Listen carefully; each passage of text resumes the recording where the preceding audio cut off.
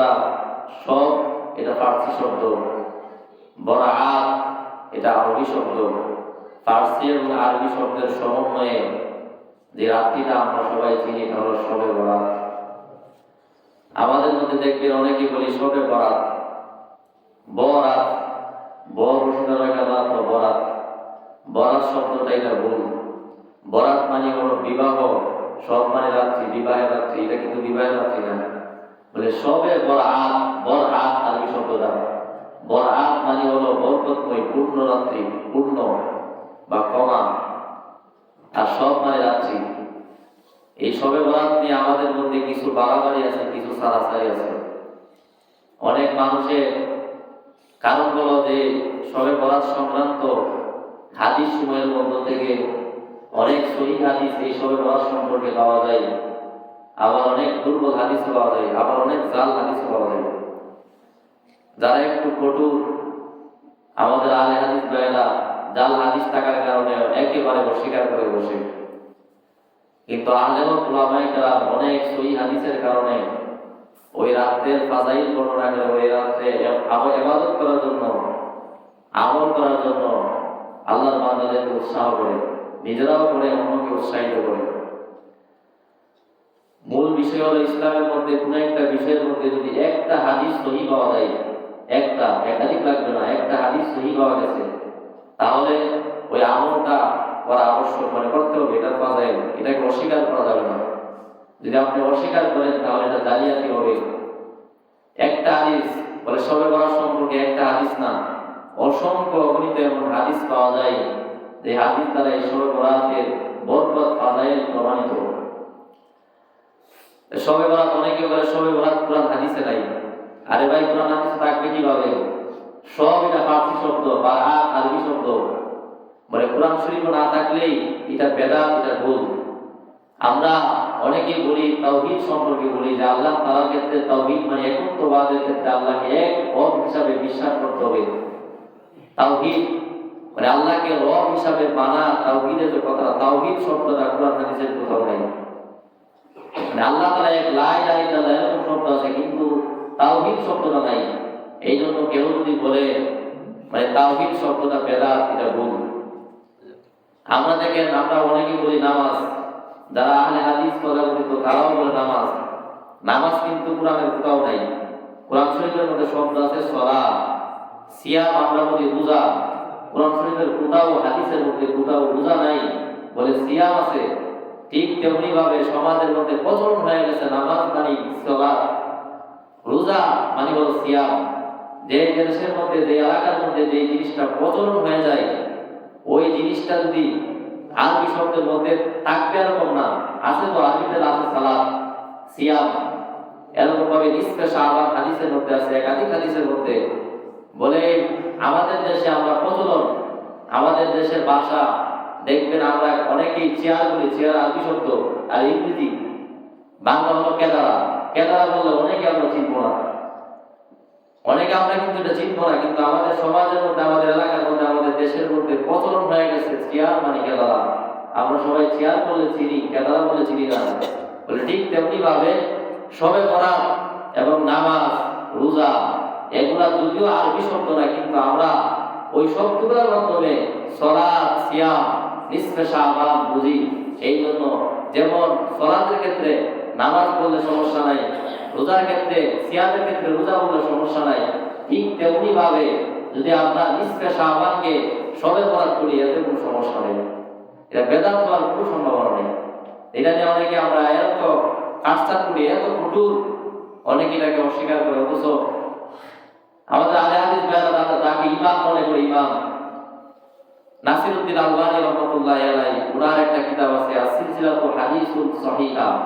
এই কিতাবের 3 নম্বর খণ্ডের 135 নম্বর পৃষ্ঠা হযরত জাবের ইবনে আব্দুল্লাহ রাদিয়াল্লাহু তাআলা বর্ণনা, তিনি বলেন, উনি হাদিসটা উল্লেখ করেছেন, বর্ণনাকারী জাবের ইবনে আব্দুল্লাহ রাদিয়াল্লাহু তাআলা, উনি বলেন যে আল্লাহর নবী বলেন যে ইয়াততাইমু, আল্লাহ তাআলা ইয়াততাইমু ইলা আবদি, তার বান্দাদের দিকে দৃষ্টি দেন ফি নফসি নিসফি শাবান, শাবানের 15তম রজনীতে।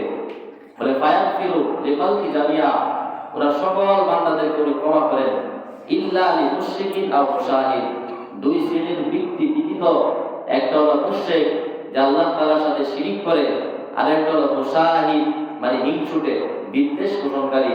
শিরিক মুশরিক বিদ্বেষ পোষণকারী ব্যক্তি ব্যতীত সবাইকে আল্লাহ তাআলা ক্ষমার ঘোষণা, আমভাবে আল্লাহর পক্ষ থেকে ক্ষমার ঘোষণা। যে মাপ চাইবে, যে ক্ষমা চাইবে, মুনাজারি করবে, আল্লাহ তাআলা তার গুনাহগুলো আল্লাহ মাফ করে দিবেন। এটা কে বলছে? নাসিরউদ্দিন আলবানীর কিতাব আস-সিলসিলাতুস সহিহুল হাদিস, হাদিসুল সহিহ। ওই কিতাবের মধ্যে উনি বলছে 3 নম্বর খণ্ডের 135 নম্বর পৃষ্ঠা। অথচ ওনারা ইমাম মনে করে, ওরা বলে আমরা মাযহাব মানি না। আসলে কিন্তু বিষয়টা এমন না, ওরা মাযহাব মানে ঘুরায় আর কি। একটা কথা আছে ডাইরেক্ট, আরেকটা হলো ঘুরায়া। বলে দুটোটা একই, মাযহাব মানে এটা বলে আপনি মাযহাব না মানলে কুরআন হাদিস মানতে পারবেন না। মাযহাব মানাটা অবশ্যই কর্তব্য দায়িত্ব, মাযহাব মানতে হবে, না মানলে আপনি কুরআন হাদিস মানা সম্ভবই না। এটা একটা আছে যে অনেকে আছে একবারে সারাসারি অস্বীকার করে বসে, আরেকটা আছে বাড়াবাড়ি। বাড়াবাড়ির মধ্যে থেকে অনেকে মনে করে, বিশেষ করে মা বোনেরা যারা আমার মাইকের আওয়াজ শুনতেছেন, মনোযোগ দিয়ে কথাটা শুনেন। অনেক মা বোনেরা মনে করে যে এই রাত্রে সবে বরাতের নামাজ আছে, 12 রাকাত 12 রাকাত 8 রাকাত এটা পড়তে হবে, বাধ্যতামূলক এমন না। বরং সবে বরাতের মধ্যে আপনি 2 রাকাত করে নফল নামাজ পড়বেন, অন্য দিনের মতো। অন্য রাত্রিতে যেমন নফল করা যায়, ঠিক সবে বরাতের মধ্যে এমন নফল। কিন্তু সবে বরাতের মধ্যে ফজিলত হলো, কেউ যদি সারা ইবাদত করে, আল্লাহর কাছে মুনাজারি করে, কান্নাকাটি করে, আল্লাহ তাআলা গুনাহ মাফ করে দিবেন। আল্লাহর পক্ষ থেকে অফার।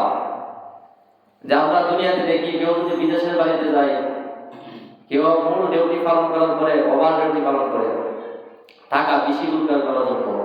বলে আল্লাহ তাআলা আমাদের উপর 5 ওয়াক্ত নামাজ ফরজ করেছেন, রমজান মাসে রোজাকে আল্লাহ ফরজ করেছেন, এগুলো আমাদের মূল ডিউটি। মুসলমান হিসাবে আমাদের সবার এগুলা করা কর্তব্য দায়িত্ব। বলে ওভার ডিউটি হলো এই সবে বরাত এবং নফল নামাজগুলা, তাহাজ্জুদ, শাস, আওয়াবিল, এই সবগুলা হলো ওভার ডিউটি। আপনি যদি করেন, আল্লাহ তাআলা প্রত্যেকের জন্য জান্নাত আল্লাহ তৈরি করছেন। ফেরাউন বলেন, হামান বলেন, সাদ্দাত বলেন, যত মানুষ তত জান্নাত। বলে ফেরাউন তার কর্মের কারণে, আল্লাহকে একত্ববাদ রব হিসাবে স্বীকার না করার কারণে জান্নাতে যাবে না। বলে যেই বান্দারা 5 ওয়াক্ত নামাজ এই মূল ডিউটি পালন করার পর ওভার ডিউটি করবে, আল্লাহ ওই ফেরাউনের, হামানের, সাদ্দাতের, কাফেরদের জান্নাতটা তাকে গুনাহ হিসেবে দান করবে। এই ওভার ডিউটি ফজিলত।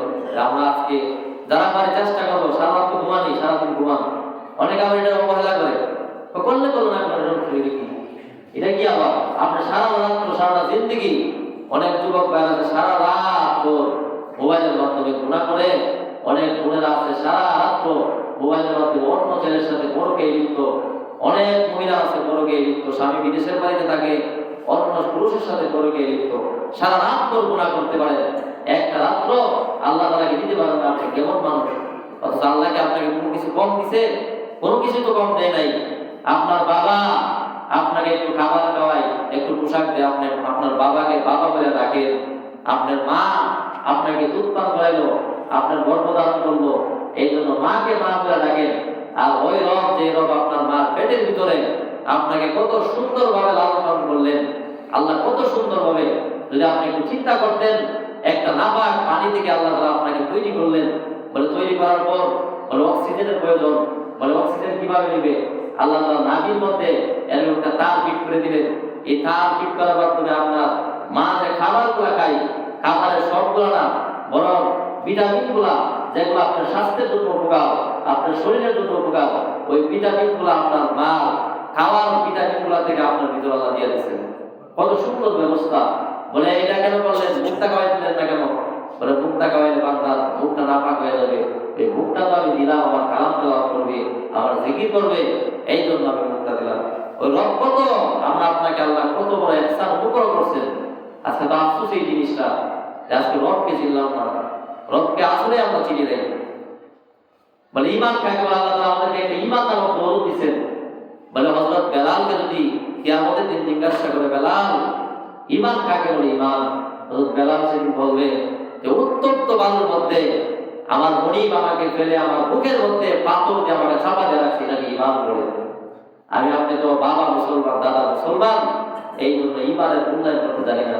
যা মন চাই তা, যা জিন্দিগি তা, নামাজ পড়ানো তাড়াহুড়া, মসজিদ থেকে কেমনে আগে আগে বাইরে হবে ওই বুঝুক, এটা একটা পেঁয়াজ, এটা একটা সমস্যা। মানে মসজিদে আগে যাবেন, এটা জানান তো মসজিদে কিন্তু চতুর্দিকে আগুন, মাঝখানে বসে কুম্বালা যাইবেন একটা পেরে সারা দাঁড়ান করে।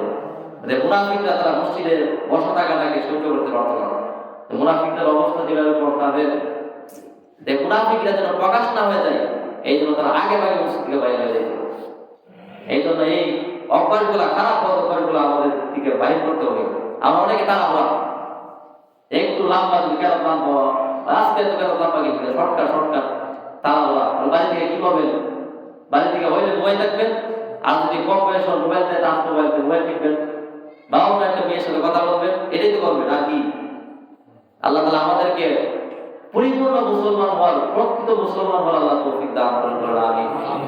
তো যে বিষয়টা বলতেছিলাম, যে শবে বরাত নিয়ে অনেক বাড়াবাড়ি, অনেক সারাসারি।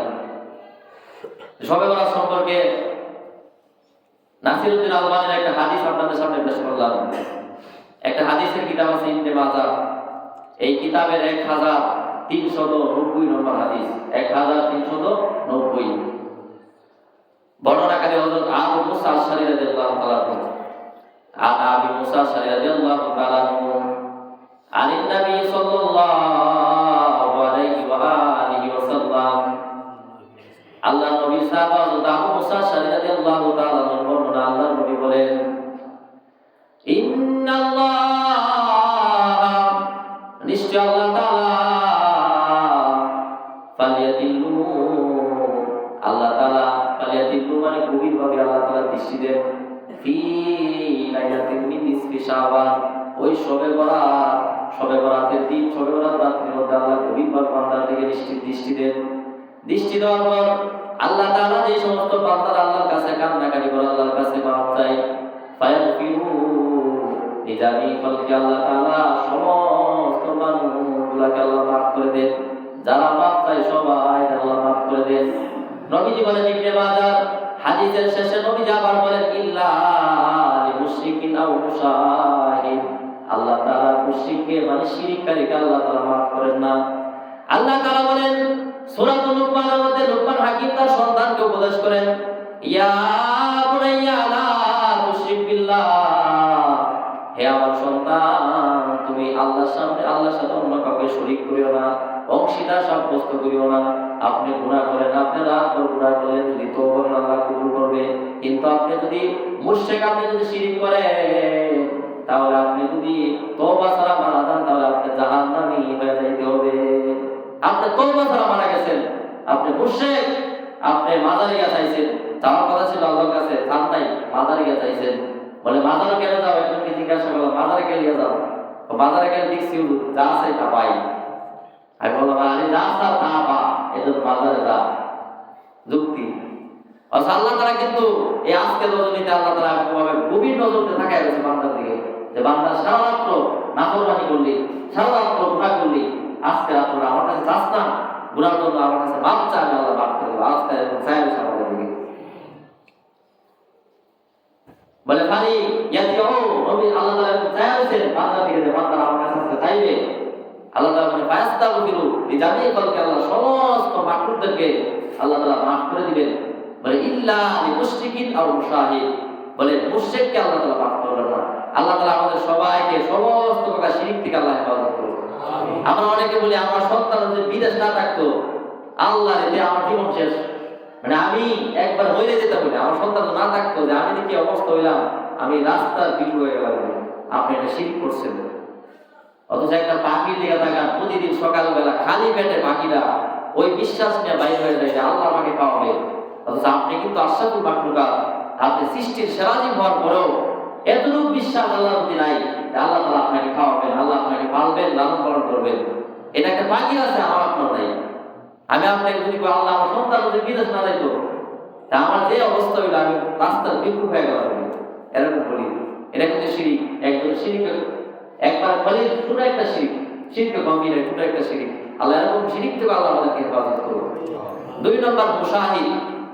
মুশাহিদ মানে হিংসুটে, হিংসা করে, বিদ্বেষ পোষণকারী, হিংসা করে, যে হিংসুটে। একজন মানুষের সন্তান তিনজন বিদেশ, হিংসা করে গেল। আরে বাবা রে ভাই, যে অবস্থা কি আজীব! এখন হিংসা করে। আজকের থেকে আমরা যদি হিংসুটে আল্লাহর কাছে তওবা করবেন, আজকের থেকে নিয়ত করেন যে আমরা আর হিংসা করবো না। আল্লাহ তাকে দিতেছে দিবে, আমাকে যা দেওয়ার দিবে। আরে মুমিন দুনিয়ার বিষয়টা হিংসা করবে কেন? বলে ঈর্ষা করতে পারে মুমিন, মুমিন ঈর্ষা করতে পারে, হিংসা না ঈর্ষা। ঈর্ষা বলা হয় যে একজন সন্তান পাঁচজন আলেম, আপনি নিয়ত করবেন যে আমার একটা সন্তান এবার আলেম বানাবো, এবার একবার ওনাকে দেবো, ওইটা হলো ঈর্ষা। এটা হিংসা না। মানে আপনি নিয়ত করেন কি, এর সন্তান পাঁচজন বিদেশ, আমার সন্তান বিদেশ না, তাহলে হিংসা করবেন। আল্লাহ তাআলা আমাদেরকে মুশরিক এবং হিংসাকারী থেকে আল্লাহ হেফাজত করুন, আমিন। দেখেন আমরা গুনাহ, আমাদের জীবনটা গুনাহ গুনাহ গুনাহ করতে করতে আমাদের জীবনটা ধ্বংস করে ফেলতেছি। যে একটা যুবকের কথা ছিল যে যুবকটা এমন নিজেকে বানাবে যে গোটা দুনিয়া তার মাধ্যমে গোটা দুনিয়া গঠন হবে। আজকে যুবকটা তার জীবনকে নষ্ট করতেছে। বলে গুনাহ কেমন জিনিস? যে বুখারী শরীফের ৬৩০৮ নম্বর হাদিস, দুইটা বর্ণনা এই হাদিসের মধ্যে। একটা হলো হযরত আব্দুল্লাহ ইবনে মাসউদ রাদিয়াল্লাহু তাআলা আনহু, আরেকটা হলো নবীজি। বাকি দুটোটাই বুখারী শরীফের। বলে হাদাসাইন আহাদুহুমা, এই দুই হাদিসের মধ্যে একটা হাদিস হলো নবী সাল্লাল্লাহু আলাইহি ওয়াসাল্লাম নবীজির পক্ষ থেকে, ওয়া আখারু, আর অপরটা হলো আন-নাফসি, মানে আব্দুল্লাহ ইবনে আব্বাস, আব্দুল্লাহ ইবনে মাসউদ ওনার পক্ষ থেকে। কল ওনারটা আগে উনি বলতেছেন, উনি বলেন আব্দুল্লাহ ইবনে আব্বাস রাদিয়াল্লাহু তাআলা ইবনে মাসউদ রাদিয়াল্লাহু তাআলা বলেন, আল্লাহ নবী সাল্লাল্লাহু আলাইহি আব্দুল্লাহ ইবনে মাসউদ রাদিয়াল্লাহু তাআলা বর্ণনা, তিনি বলেন আল্লাহ নবী সাহাবাত আব্দুল্লাহ ইবনে মাসউদ রাদিয়াল্লাহু তাআলা তিনি বলেন, ঈমানদাররা কেমন হওয়া চাই? ইন্নাল মুমিনা, নিশ্চয় ঈমানদার যে ব্যক্তি, ঈমানদার যে ব্যক্তি আল্লাহ তাআলা কেমন হিসাবে যে ব্যক্তি স্বীকার দিয়েছেন যে আল্লাহ তাআলা আমার রব, বলে বাবু তার নিকট গুনাহটা মনে হবে, ওই ঈমানদার ব্যক্তির নিকট গুনাহটা মনে হবে কান্দাহু কয়দুন তাহতা জাবাল। একটা গুনাহ যদি কোনো একটা ঈমানদারের হয়ে যায়, নিজের অনিচ্ছায় যদি কোনো একটা ঈমানদার মুসলমান পুরুষ কিংবা মহিলা যদি তার একটা গুনাহ হয়ে যায়, গুনাহটা ঈমানদার মনে করবে, ওই গুনাহটা মনে করবে যে একটা পাহাড় আমার মাথার উপরে এরকম ভাবে আছে, তাহতা জাবাল, যে একটা পাহাড় আমার মাথার উপরে আছে। ঈমানদার গুনাহটাকে এরকম মনে করবে। বলে এখন সে বই করবে আইয়া পালাই, যে গুনাহটা না জানি কবে জানে আমার উপরে পড়ে যায়, আর ধ্বংস হয়ে যায়। একজন ঈমানদার যদি গুনাহ হয়ে যায়, সাথে সাথে এরকম তওবা করবে, পেরেশান হয়ে যাবে, গুনাহ কেন করলাম, আল্লাহ তাআলার কাছে এরকম ভাবে তওবা করবে। এটা ঈমানদারের নিকট ইয়াকালাই, তার নিকট এরকম মনে হবে, তে আশঙ্কা করবে, বই করবে, না জানি পাহাড়টা আমার উপর পড়ে যায়। ঈমানদার মানুষ, যে ঈমানদার, যার ঈমান আছে, পুরুষ কিংবা মহিলা, একটা গুনাহ হয়ে গেছে, মা বোন আজকে যখন শুনতেছেন, জীবনে বহু গুনাহ করছেন, বেপরদায় চলছেন, অন্য পুরুষের সাথে কথা বলছেন, পরকীয়া করছেন, আজকে থেকে তওবা করেন। আপনি যদি ঈমানদার হন, আপনার এখানে যারা আছেন, আপনারা যদি ঈমানদার হন, আপনার কাছে একটা গুনাহকে, সাধারণ একটা গুনাহ, এটা আপনার কাছে পাহাড়ের মতো মনে হতে হবে, তাহতা জাবাল, আপনার উপরে একটা পাহাড়ের মতো ভাবে ধরা, এটা মনে করতে হবে। আজকে থেকে আপনি এই হাদিসটা শোনার পর চিন্তা করবেন যে গুনাহটা আপনার কাছে পাহাড়ের মতো বিশাল মনে হয় না, একটা সাধারণ মনে হয়। তারপরে পরের অংশের মধ্যে আব্দুল্লাহ ইবনে মাসউদ রাদিয়াল্লাহু তাআলা বলেন, ওয়া ইন্নাল ফাজিরা, আল বাবাদার ব্যক্তি এরকম ভাবে তার নিকট গুনাহটা মনে হবে, আল্লাহ সুবহানাহু ওয়া তাআলা তার নিকট গুনাহটা মনে হবে, তার নিকট এরকম ভাবে গুনাহটা মনে হবে কাযুবাবিন আলা আনফি, তার নিকট গুনাহটা মনে হবে একটা সাধারণ একটা মাছির মতো, যেই মাছিটা নাকের সামনে দিয়ে আসা যাওয়া করলো, পাপি যে বাবাচা, তার নিকট কোনো ব্যাপার না গুনাহ, এই তো গুনাহ কিছে, গুনাহটা তার নিকট কোনো ব্যাপার না, বলে একটা মাছি নাকের সামনে দিয়ে আসা যাওয়া করলো, এটা যেমন একটা সাধারণ বিষয়। একটা মাছি আপনার নাকের নিকট আসছে, আপনি বলছেন যে এরকম দিচ্ছেন, মানে এটা কোনো একটা সাধারণ বিষয়। যে পাপিষ্ঠ, যে ইন্নাল ফাজিরা, যে পাপিষ্ঠ, এরা যুববাহু, তার নিকট গুনাহটা মনে হবে, বলে কাজ যুববাহু, এরকম ভাবে মনে হবে আলা আনফিহি, এমন একটা, যে এমন একটা মাছি মনে হবে, যে মাছিটা নাকের সামনে দিয়ে আসতো আর গেল। এখন আপনি হাদিসটা শোনার পর, বুখারী শরীফের ৬৩০৮ নম্বর হাদিসটা শোনার পর আজকে চিন্তা করেন যে নবীজির হাদিস বলে পাপিষ্ঠ, যে তার নিকট গুনাহটা সাধারণ মনে হবে, ঈমানদার পাহাড়ের মতো মনে হবে। আমার নিকট গুনাহটা কি পাহাড়ের মতো মনে হোক না এরকম মাছির মতো মনে হবে? এখন আপনি চিন্তা করেন আপনি কেমন মুসলমান, এটা চিন্তা করার বিষয়। আল্লাহ তাআলা আমাদের সবাইকে গুনাহকে যেন আমরা পাহাড়ের মতো মনে করতে পারি এবং গুনাহ থেকে তওবা করতে আল্লাহ তৌফিক দান করুন। আমিন। তারপরে 3 নম্বর যেটা 4 নম্বর হাদিস, 4 নম্বর হাদিসটা হলো তিরমিজি শরীফের 3334 নম্বর হাদিস। এই হাদিসের বর্ণনাকারী হযরত আবু হুরায়রা রাদিয়াল্লাহু তাআলা তিনি বলেন যে একজন বান্দা যখন একটা গুনাহ করে, আমি আপনি একটা গুনাহ করলাম, ছোট হোক কিংবা বড় হোক, একটা গুনাহ করলাম, শিরক না, বলে একটা গুনাহ করলো, বলে ইন্নাল আবদা, আবু হুরায়রা রাদিয়াল্লাহু তাআলা তিনি বলেন আল্লাহ নবী সাল্লাল্লাহু আলাইহি ওয়াসাল্লাম তিনি বলেন যে ইন্নাল আবদা, নিশ্চয় একজন বান্দা, ইযা আখতা ফাতিয়াতান কিতাব ফি কলবি, যখন একটা গুনাহ করলো, সাধারণ একটা গুনাহ করলো, তার কলবের মধ্যে একটা কালো দাগ পড়ে যায়। একটা গুনাহ করছেন আপনি, একটা কালো দাগ পড়ছে। প্রত্যেক মানুষের অন্তরটা সাদা পাথরের মতো চকচকা। একটা বাচ্চা জন্মগ্রহণ করার পর তার অন্তরটা সাদা চকচকা থাকে। বলে একটা মানুষ যখন গুনাহ করছে, গুনাহ করার পর ইদা কিতাব ফি কলবি নুক্তাতুস সাওদা, এই সাদা কলবটা এরকম কালো হয়ে যায়, একটা কালো একটা দাগ পড়ে যায়। বলে এই বান্দারা যখন বুঝতে পারলো যে গুনাহটা করছে, ফাইদা নাজা, যখন সে এরকম ভাবে বিরত থাকলো, ওয়াস্তাগফার ওয়া তাওবা, ইস্তিগফার করলো, তওবা করলো, বলে সুকিরাত ফি কলবি, তার অন্তরটা আবার পরিষ্কার পরিচ্ছন্ন হয়ে যায়। একজন মানুষ গুনাহ করছে, ইমানদার গুনাহ করছে, গুনাহ করার পর তো নিয়ত করলো যে আরে আমি কি করলাম, বলে তওবা করলো অথবা গুনাহ থেকে বিরত থাকলো। আমরা তওবার সঙ্গে অনেকে বুঝি না, এটা সম্পর্কে আসবে যে তওবা আপনি কিভাবে করবেন, শর্তগুলো শেষে বলা হবে ইনশাআল্লাহ। যে একজন বান্দা তওবা করলো, ইস্তিগফার করলো, ওয়া তাওবা, তওবা করলো, সুকিরা করলো, তার অন্তরটা পরিষ্কার পরিচ্ছন্ন হয়ে যাবে। নবীজি বলেন ওয়াই আদা, আবার গুনাহটা করে, ওয়াজাদা, তাহলে তার এই কালো দাগটা একে একে বৃদ্ধি পেতে থাকবে। একটা করলো একটা দাগ, দুইটা করছে দুইটা দাগ, তিনটা করছে তিনটা, চারটা করছে চারটা, এরকম বাড়তি থাকবে। বলে হাত্তা তালু আকাল্লা, তার অন্তরটা কালো গিলাম দ্বারা আবৃত হয়ে যাবে, মানে কালো দ্বারা একবারে ভরে যাবে তার অন্তরটা। অনেকে বলে যে তার দিনটা কালার করে কালার মতো ভিতরটা কালা, অনেকে বলে যে বলে হাত্তা তালুয়া কলবা, তার অন্তরটা কালো আচ্ছাদিত হয়ে যাবে, মানে কালো দ্বারা একবারে দেখে যাবে যদি একটা মানুষ বারবার গুনাহ করে। বলে ওই যে কালো অন্তরটা একবারে কালো দাগ দেখে যাবে। বলে আল্লাহ তাআলা এটাকে বলে ওয়াহর আল্লাহ দিদাকারাল্লাহ, যেটাকে বলা হয় রব মানে মুশরিকা। আল্লাহ তাআলা কোরআনে বলেন, কি বলেন আল্লাহ? সূরাতুল মুতাফফিফিন আয়াত নম্বর 14 আল্লাহ তাআলা বলেন কাল্লা বালওয়ানা আলা কুলুবিহিম মা কানু ইয়াকসিবুন। আল্লাহ বলে কাল্লা বালওয়ানা আলা কুলুবিহিম মা কানু ইয়াকসিবুন, তাদের কৃতকর্মের কারণে তাদের অন্তরটা আচ্ছাদিত হয়ে গেছে, মানে মুশরিকা হয়ে গেছে তাদের অন্তরটা, তাদের গুনাহের কারণে। কারণ বলে যে সমস্ত গুনাহগাররা গুনাহ করে তাদের অন্তরটা পরিচিত হয়ে গেছে। এখন আপনি আজকে রাত্রিটা, এটা একটা সুবর্ণ সুযোগ আল্লাহ তাআলা গভীর দৃষ্টি দিয়েছেন। এই জন্য আজকে রাত্রিটা সবাইকে বলবো যতটুকু পারেন তওবা করবেন, নামাজ পড়বেন, ইবাদত করে কাটাবেন। এই রাত্রটাকে অবহেলা করবো না ইনশাআল্লাহ, আবার বাড়াবাড়ি করবো না। বলে একজন বান্দা যখন গুনাহ বুঝতে পারবে যে গুনাহ থেকে আজকে তওবা করা দরকার, বলে আল্লাহ তাআলা কত বড় দয়া, আল্লাহ তাআলা কত বড় রহমান, আল্লাহ কত বড় মায়া করে আমাদেরকে। মুসলিম শরীফের 6879 নম্বর হাদিস, এই হাদিসটাই বলবো, বলার পরে কিছু কথা হবে, জিকির হবে, দোয়া হবে ইনশাআল্লাহ। মুসলিম শরীফের 6879 নম্বর হাদিস, বর্ণনাকারী আবু হুরায়রা রাদিয়াল্লাহু তাআলা উনি বলেন আল্লাহ তাআলা যে কত দয়াবান দেখেন। আর আবু হুরায়রা রাদিয়াল্লাহু তাআলা আনহু বলেন قال رسول الله صلى الله عليه واله وسلم, নবী সাহাবাত আবু হুরায়রা রাদিয়াল্লাহু তাআলা আনহু বর্ণনা, তিনি বলেন আল্লাহর নবী বলেন একজন বান্দা যখন গুনাহ করে, হাদিসে কুদসি নবীজি বলেন আল্লাহ তাআলা বলেন ফামা ইয়াহকি তাবারাকা ওয়া তাআলা, আল্লাহ তাআলা বলেন, মানে এটা হলো হাদিসে কুদসি, আল্লাহ তাআলা বলেন আনতা আব্দুন নাজা, একজন বান্দা যখন একটা গুনাহ করলো, ওই বান্দাটা গুনাহ করার পর এরকম ভাবে কোন একটা রাত্রিতে বা কোন একটা সময়ের মধ্যে এরকম ভাবে নামাজ পড়ার পর হাত উত্তোলন করে আল্লাহ তাআলাকে বলল আল্লাহুম্মা গফিরলি যামবি, ইয়া আল্লাহ আপনি আমার গুনাহটাকে maaf করে দেন।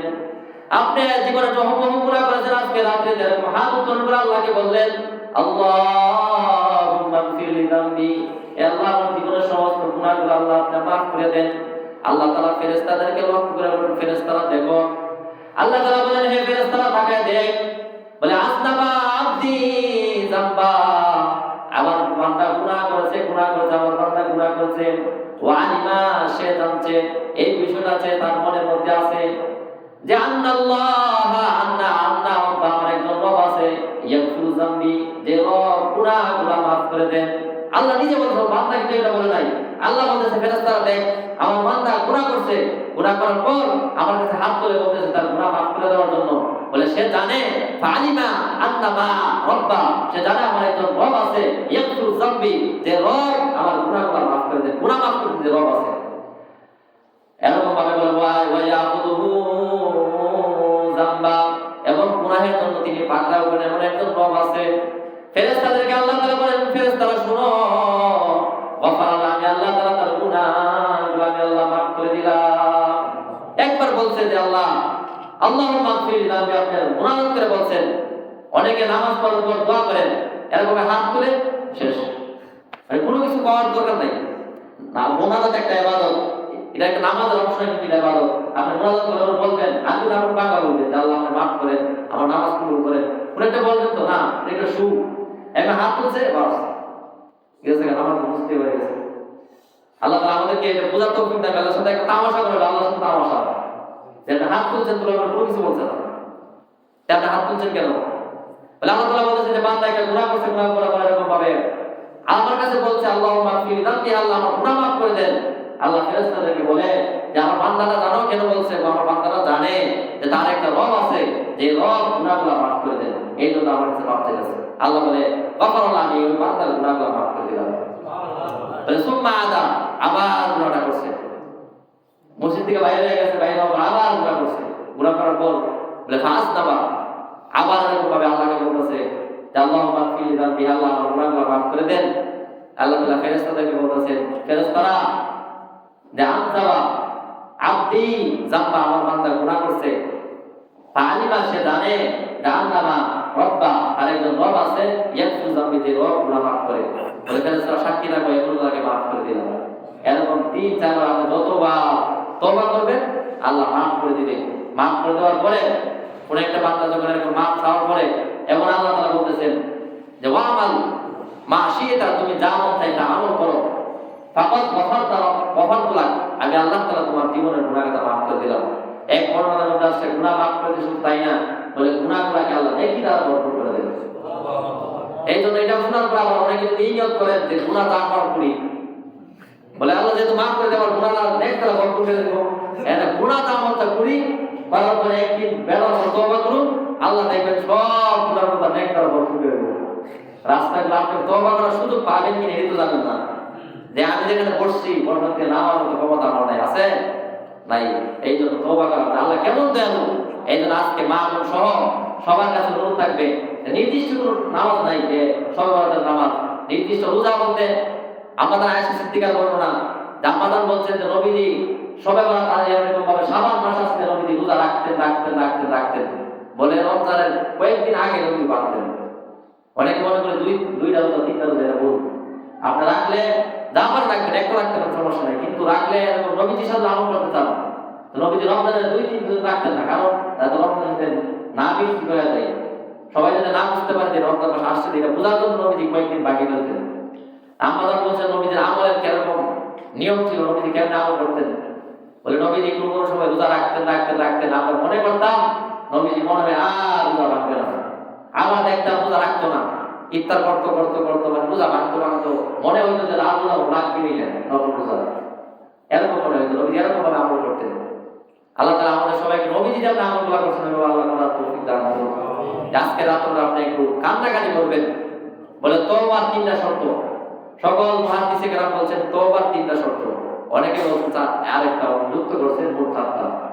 1 নম্বর তওবা কাকে বলে? আমরা অনেকে মনে করি সবাই একত্রিত হয়ে আস্তাগফিরুল্লাহ বলার পরে বলে আল্লাহ জীবনে যা করছে আর করতাম না, এটা তওবা, মসজিদে সবাই মিলে, এটা না। তওবা মানে কি? তওবার 3টা শর্ত, কেউ বলছেন 4টা। 1 নম্বর হলো তওবা বলা হয় যে গুনাহগুলো করছি, গুনাহ থেকে ফিরে আসা, যে গুনাহটা আমি আর করবো না।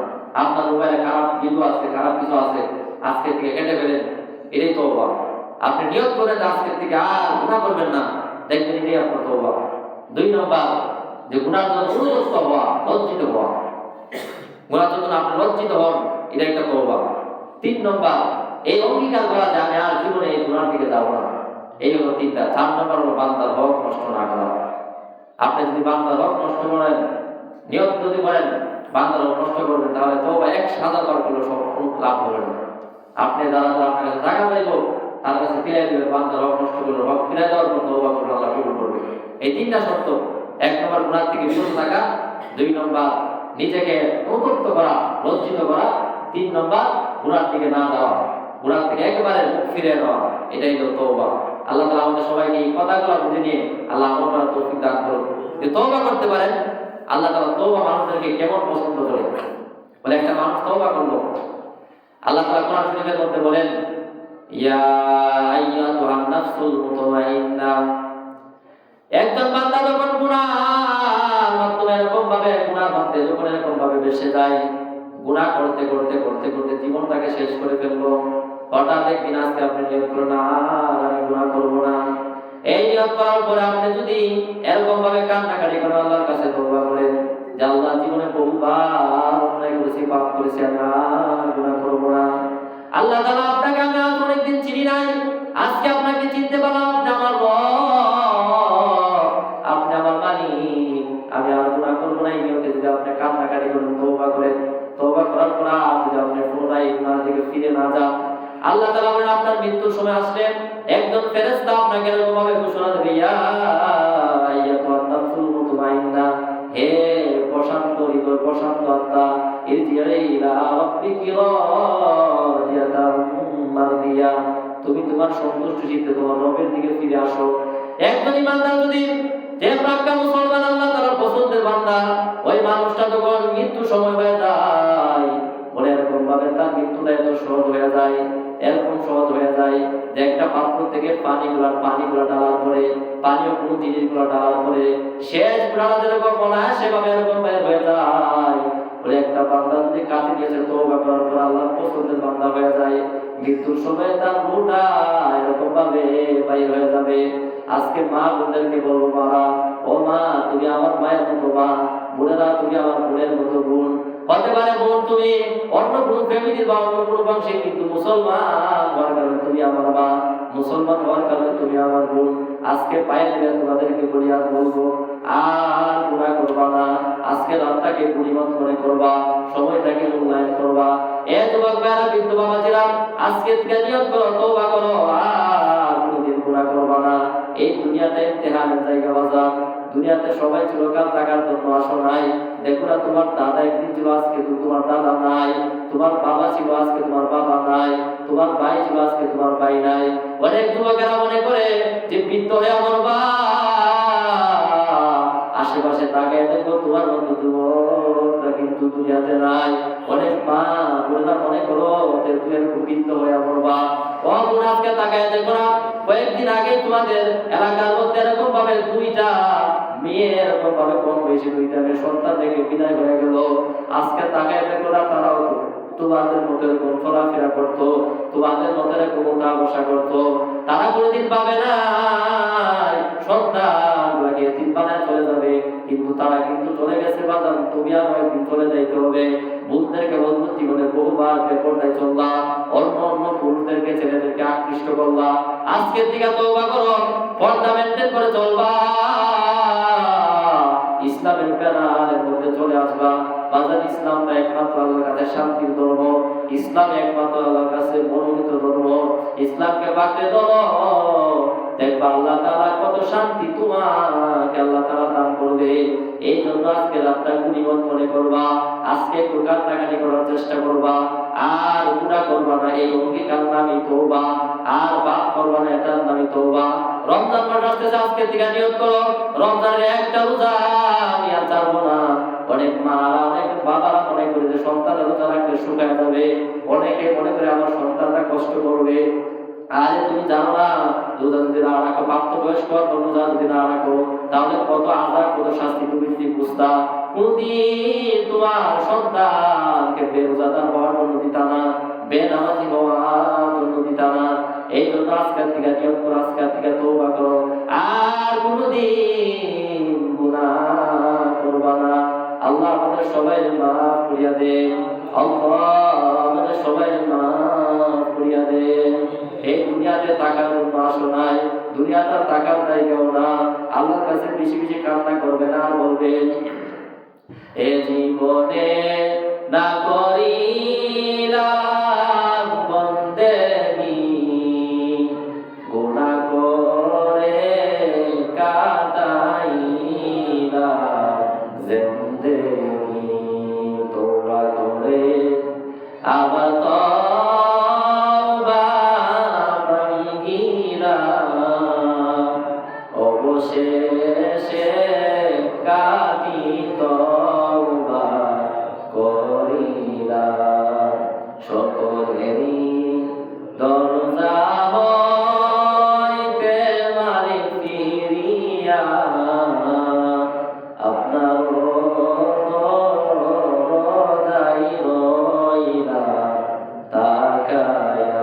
আপনি যদি মাফ না করেন বান্দারে, বলেন আপনার বান্দা যাবে কার কাছে? হেলাই দুলাই কাটাইলাম হবে জিন্দেগি, না